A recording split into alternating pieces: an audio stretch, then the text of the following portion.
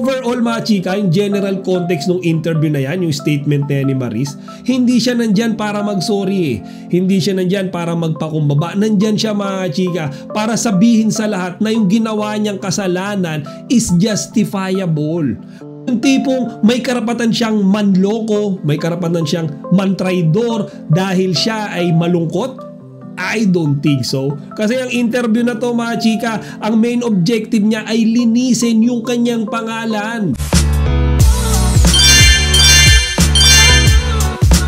Magandang araw mga chika, Rigel po ulit ang inyong Chika Patrol. Bago tayo magsimula mga chika, inaanyahan ko muna kayong mag-subscribe dito sa ating munting channel para palagi kayong updated sa mga latest at nagtitrending na mga showbiz balita. So for our today's content mga chika, tatalakayin natin itong mainit-init pa na interviewong ginawa kay Maris Racal ilang oras pa lamang mga chika ay yung nakakalipas. At dito nga sa interview na ito mga chika, na-address na rin finally ni Maris Racal itong ilang araw na rin pinag-uusapan ng mga marites sa social media. At iyan nga ang ginawa nilang di umano'y panluloko kay Jamela Villanueva. Okay? Siya lang naman mga chika yung ex ni Anthony Jennings. Ngayon, hindi naman na siguro lingid sa kaalaman ninyong lahat na ilang araw pa lamang yung nakakalipas nung pinasabog neto ni Jamela yung mga exchange of conversations ni Anthony tsaka ni Maris Racal. Ito nga mga chika, nabuking itong dalawang ito na tila mayroong lihim na relasyon. Kung mga chika, ang sabi nga ng mga netizens, piniflirt neto ni Maris si Anthony kahit ito ay nasa isang relasyon pa. And the worst is kung babasahin nyo mabuti mga chika yung messages nila, makikita nyo na yung context, tila nagmi-make out na sila, may nangyayari na sa kanilang dalawa. So mga chika, simulan na nga natin talakayin itong interview nga kanina kay Maris at kung bakit lalo siyang binash ng mga tao matapos mapanood ito. Ngayon sa simula pa lang ng interview niya mga chika, sinabi niya direkta na she's taking all the accountability dito sa skandalo na nangyaring ito, sumabog sa social media. Ngayon, ang nakakatawa mga chika, kung panonoorin nyo siya, makikita nyo na imbes na sisihin niya yung sarili niya, or alam niyo yun, imbes na mag-sorry siya dito sa relasyon na nasira niya, mga chika, parang siya pa yung pa-victim. Iyan mga chika yung mapapansin at mapapanood nyo dyan sa interview na yan. Personally ako mga chika, no offense sa mga fans ni Maris, pero nakakasuka mapanood dito. It's like scripted to eh. Parang yung sinasabi niya dyan mga chika, parang sinabi sa kanya ng management nila, ng Star Magic, ng ABS-CBN na ito yung sasabihin mo, huwag kang magpapakumbaba, magpaawa ka lang. Diba? Umpisa pa lang mga chika, umiiyak na siya.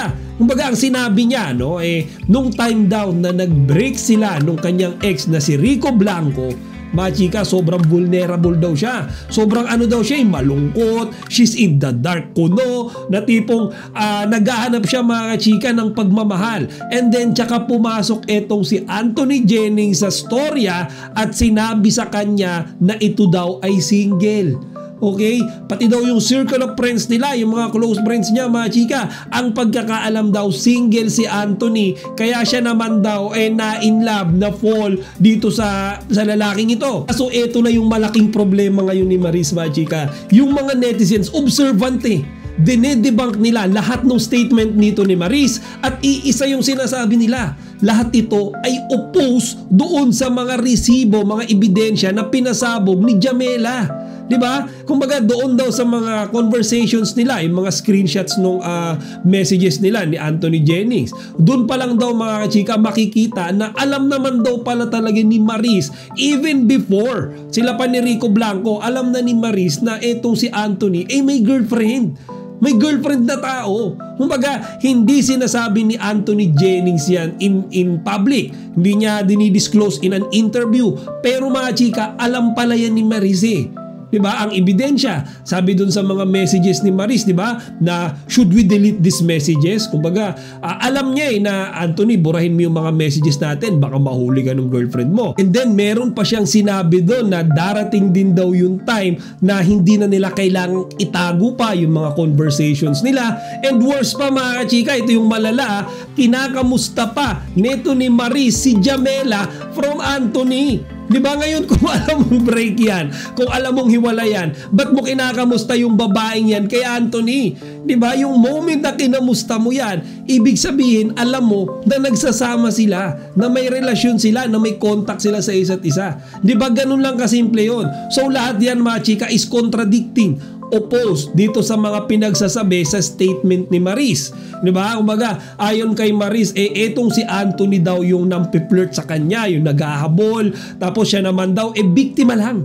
Biktima lang daw kasi vulnerable nga siya after nung breakup nila ni Rico, kaya mabilis siyang na-fall kay Anthony. Nagyayakapan sila, nagkikis sila sa kanilang mga set, lalambingan sila palagi, and like what I said earlier, yung depensa niya, ang pagkakaalam niya daw talaga single si Anthony dahil yun daw yung sinabi sa kanya, kaya pinatulan niya na. Ngayon mga chika, ang nangyayari dito, imbis na mag-take siya ng accountability, siya ngayon yung nagmumukhang kawawa. Di ba? Kumbaga kung panonorin nyo mga chika, siya yung parang parang sinasabi niya, biktima siya, she's innocent. Kumbaga pareho sila ni Jamela na naloko ni Anthony. Ngayon ito si Anthony, baon na baon mga chika. Actually, ang inihintay ko nga mga chika, an official statement from Anthony Jennings. Yung interview with him mga chika, kasi panigurado, in some way, pasisinungalingan niya rin yung mga sinasabi nito ni Maris Racal.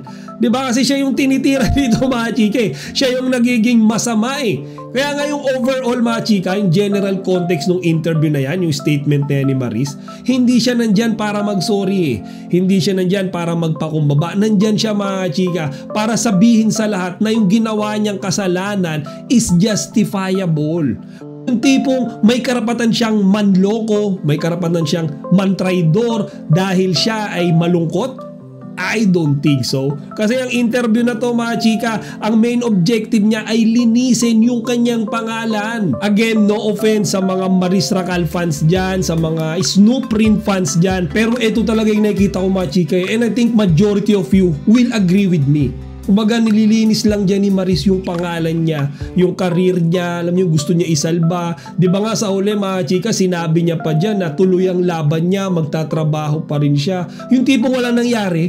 Di ba mga chika? And then yung mga taong involved like Anthony Jennings, like Ella Villanueva, mga chika parang eto yung mga may kasalanan pa Di ba? Parang eto si Anthony Jennings, kung sinabi mo lang daw na hindi ka single, na may girlfriend ka, hindi na kita i-flirt. Kahit na alam niya naman talaga in reality na may girlfriend, pinlirt niya pa rin Intentional niya talagang sinira yung relasyon nitong dalawa. Ito wrap up mga chika dyan sa official statement niya nga na yan, wala naman siyang binanggit na meron siyang legal case na balak i-file laban dito sa girlfriend or ex-girlfriend rather ni Anthony Jennings, si Jamela Villanueva. Ngayon mga chika, marami kasi nagsasabi, even the lawyers, sinasabi nila na dalawang kaso raw kasi mga chika yung pwede isampa kay Jamela. Yun nga ay yung paglabag sa Data Privacy Act, and then mga chika, cyber libel daw. Diba? Ngayon siguro ABS-CBN na yung gagawa ng move na yan kung may plano sila mga chika. Kasi for me, morally, yes, mali yung ginawa ni Anthony Jennings tsaka ni Maris Racal. Morally mga chika, nanloko sila mga cheaters Pero it doesn't give Mela Villanueva the rights mga chika para mang-humiliate in public.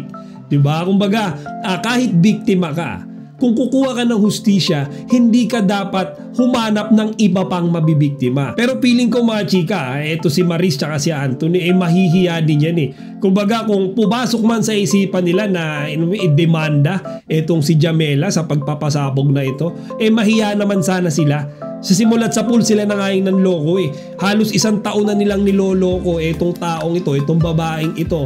Tapos ngayong na-expose yung panluloko nila, sila pa yung may ganang magsampa ng kaso. Diba? Feeling ko mahihiya rin yan sa mga mukha nila mga chika. And before we officially end this video, gusto kong hingin yung opinion nyo mga chika. Satisfied ba kayo dito sa pinagsasabi ni Maris Racal sa kanyang statement kanina? Sa tingin nyo ba talagang nagsusorry siya, nahihiya siya sa ginawa niya kay Jamela? O tingin nyo mga chika nililinis niya lang yung pangalan niya, yung karir niya, to the point na nagpapabiktim na siya kahit lahat naman ng sinasabi niya ay contradicting doon sa mga resibo, sa mga screenshots na naglabasan. And at the end, si Anthony Jennings mga chika yung sinasabi niyang dahilan netong lokohan na nangyaring ito? Ilagay nyo lang dito sa comment section yung inyong opinion mga chika para mapag-usapan natin. Chika Patrol signing out!